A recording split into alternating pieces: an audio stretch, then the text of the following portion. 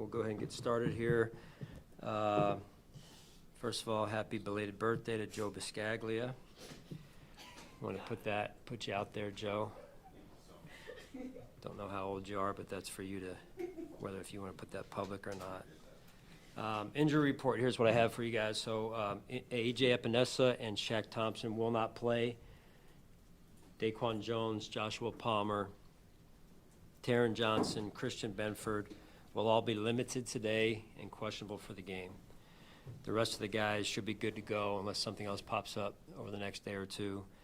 And then important to mention the Dallas Cowboys and their organization in terms of what they're going through and on the loss of Marshawn Nealon and that unfortunate situation. So just a reminder to all of us how important and how real mental health is and well-being. So just wanted to reach out and send our condolences to his family and to the Dallas Cowboys organization. So with that, I'll take your questions.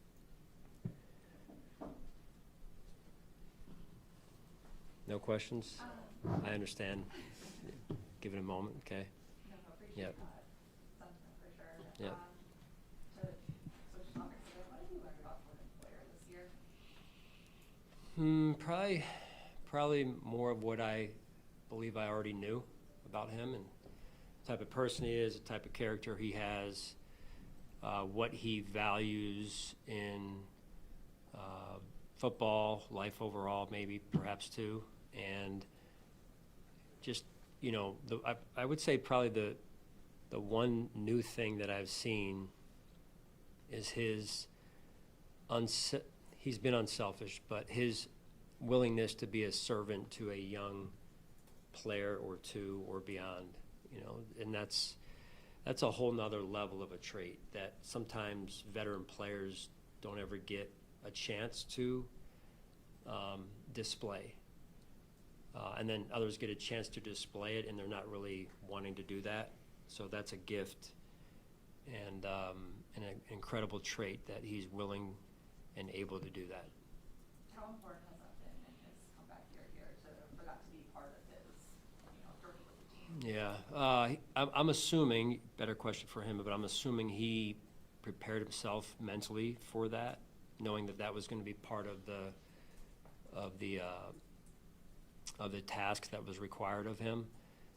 Again, that said, that takes some time to, I would say for most of us, takes some time to kind of get a grasp on how that's going to go. So. Coach, with A.J. down, pretty good chance that Landon Jackson will be up this week. Yes. You've spoken about his progress in the practice setting. At his position, what kind of things besides the obvious alignment and assignment progress are you looking for from him from that position, to feel good about giving the jersey?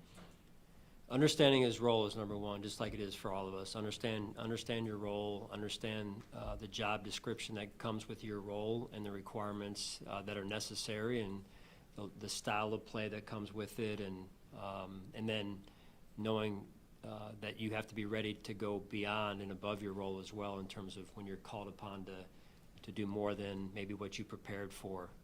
We know it's going to be 90-some degrees down there, and so really that's for our whole team is, hey, do your job and then be ready to cover for those that need a break here and there. So that's kind of the vision this weekend for him. I know you mentioned on the radio with Sal that the injuries in practice kind of happening early in practice. Like, what can you do to try to limit these from happening? Like, how do you, is there anything that you can point to, or like how do you try to limit these? Yeah, we thoroughly vet it. If we knew exactly, I think it would get stopped at in the medical department, right? But it goes beyond, that department, and it's, scheduling, looking at everything that way as well, and they're involved in that. The sports science department's involved in just about 90% of scheduling that we lay out there, training camp, practice and whatnot, even this time of year. So. When it's happening early in practice, the individual period in particular, there's no physical contact usually in those periods, so it's more soft tissue, and which is even more of a head scratcher and concern.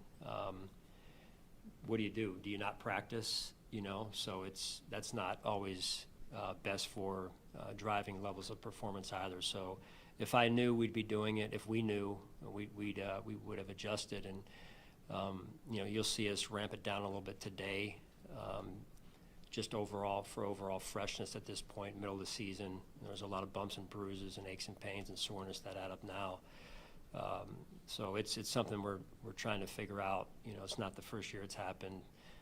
So we just got to continue to next man up and go on from there. Christian can't go on Sunday. That would probably put Maxwell in line to make his first start in full-time role. So what are you trying to prep him for? How are you talking with him through it all? Yeah, just doing his job, like I mentioned, Joe. You know, he understands, or is beginning to understand what that looks like, and the level that you have to prepare in order to do that, to do one's job at a high level. So really nothing out of the norm, nothing out of what he's been doing to this point. So, and that's really, again, true for all of us, myself, our staff, of be accountable for your job and the job description that's required of you, and do it for those around you, in terms of from an accountability standpoint, that we're not going to let each other down.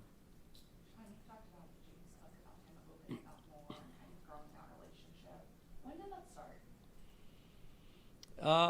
You know, I would say probably last year and a half or so. If you take it, if you're not counting this season, maybe 2 years, you're just starting to open up a little bit. And you know, there's extroverts, there's introverts, and you know, I would say James, like me, is a little bit more introverted and likes to watch, but he knows so much. He just doesn't always say it, and he's extremely smart. Doesn't always say it, right? And I respect that. I have a ton of respect for him in terms of how he handles himself. Just because you're not talking doesn't mean that, you know, you don't have an awareness and high level of intelligence, and he has both off the field intelligence and football intelligence as well. So I love the person he is and who he continues to become every day. How has Dalton Kincaid taken ownership of his role this season? Well, it started in the off season, Matty, with his work ethic. You know, he spent a lot of time here with our strength and conditioning staff, our medical staff, really intent on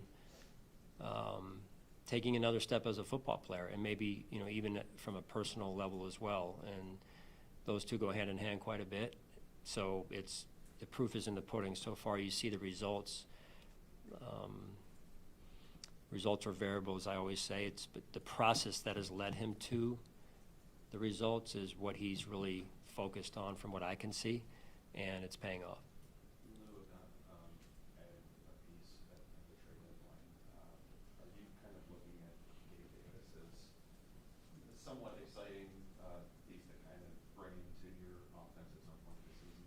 Well, we all love Gabe, and you know, he's had a lot of impact on our organization in the years that he was here. And you know, again, you never want to, well, this player is going to save us, right? Or this coach is going to save us. It's we'll see how it goes. He hasn't played football in a long time at this point, and you know, we'll take it one day at a time and see what he looks like, and if that leads us to a point where we can get him active, I'd be excited to watch that. I really would.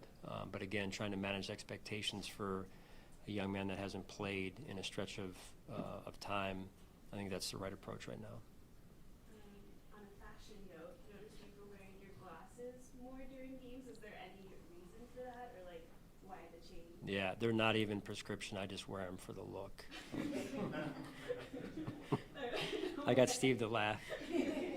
Yeah, no, they are 100% prescription. So my guys at Hogan Camp Optical over there take good care of me, and it's something I tried to do a few years ago, and I just couldn't get adjusted to it. Just, you know, living 40-some, 50-some years without glasses, and then trying to do it in a game didn't work for me. Right now I have no choice, so it's out of necessity more than anything. But I appreciate you asking. People really took notice. So. Did they? Yeah, it's good. All right, you guys have a good Friday. Thank you, John.